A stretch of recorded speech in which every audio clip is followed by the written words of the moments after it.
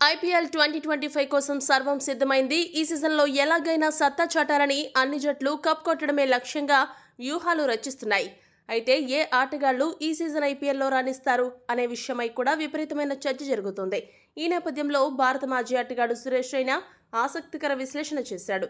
ఈ సీజన్ ఐపీఎల్లో 500 స్కోర్ చేసే ఆటగాళ్లెవరు, అలా చేస్తే వారికి వచ్చే లాభం ఏంటి అనే విషయంపై కీలక విశ్లేషణ చేశాడు. రైనా ఏమన్నాడంటే, ఇప్పుడు చాలా మంది క్రికెటర్లు అద్భుతమైన టాలెంట్తో అంతర్జాతీయ క్రికెట్లోకి అడుగు పెడుతున్నారు. టీమిండియా గతేడాది టీ20 కప్ను గెలిచింది. ఈ ఏడాది ఛాంపియన్స్ ట్రోఫీ విజేతగాను నిలిచింది. యువ క్రికెటర్లు కెప్టెన్లుగా ఎదుగుతున్నారు.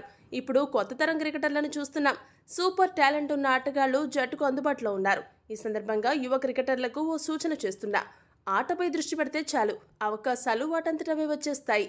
నిలకడగా ఆడితే ఎప్పటికైనా గుర్తింపు లభిస్తుంది. ఒక సీజన్లో 500కి పైగా వ్యక్తిగత పరుగులు చేస్తే చాలు, తప్పకుండా జాతీయ జట్టుకు ఆడేందుకు ఛాన్స్ రావడం ఖాయం. ప్రతి ఐపీఎల్ సీజన్ను అందుకోసం సద్వినియోగం చేసుకోవాలి.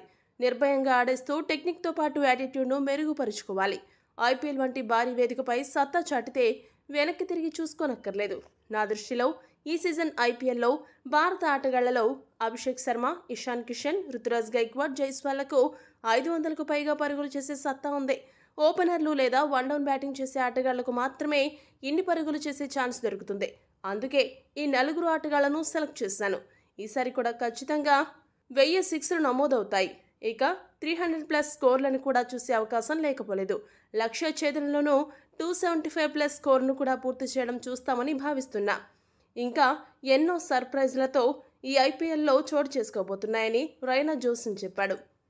రైనా చెప్పిన 4 ఆటగాళ్లు కాకుండా ఇంకెవరైనా ఈ ఏడాది ఐపీఎల్లో 500 పరుగులు సాధించే సత్తా ఉందా? మీ అభిప్రాయాన్ని కామెంట్ చేయండి. మరిన్ని స్పోర్ట్స్ అప్డేట్స్ కోసం మా ఛానల్ను సబ్స్క్రైబ్ చేసుకోండి.